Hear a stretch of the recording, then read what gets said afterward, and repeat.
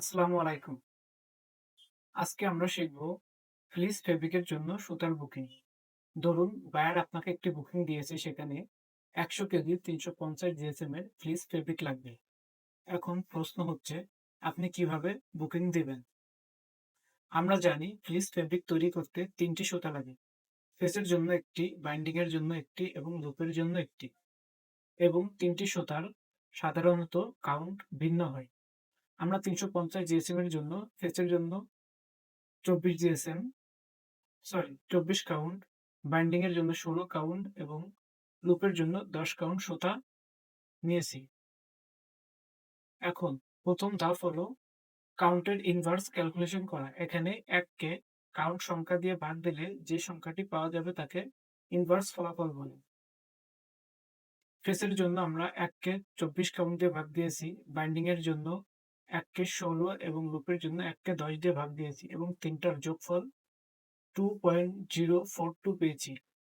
এই 2.042 এটা আমাদের পরবর্তীতে কাজে লাগবে এবং ইনভার্স ফলাফলটা আমাদের পরবর্তীতে কাজে লাগবে। এখন দ্বিতীয় ধাপ, সুতার শতাংশ নির্ধারণ। আমরা যে ইনভার্স ক্যালকুলেশনের মান পেয়েছি ফেসিয়ানের জন্য 0.417, তাকে 100 দিয়ে গুণ দেব এবং টোটাল যে ইনভার্স ফলাফলটা ছিল সেটাকে ভাগ দেব।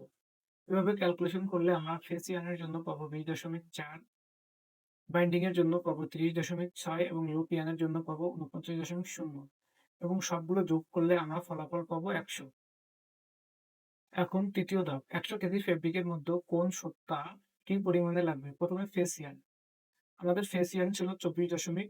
4%কে আমরা টোটাল পরিমাণ 1000 কে গুণ দেব এবং 100 দিয়ে ভাগ দেব। তাহলে ফেসিয়ানের পরিমাণ 204 কেজি হবে, বাইন্ডিং ইয়ার্ন 306 কেজি এবং লুপ ইয়ার্ন হবে 490 কেজি এবং টোটাল পরিমাণ হবে 1000 কেজি।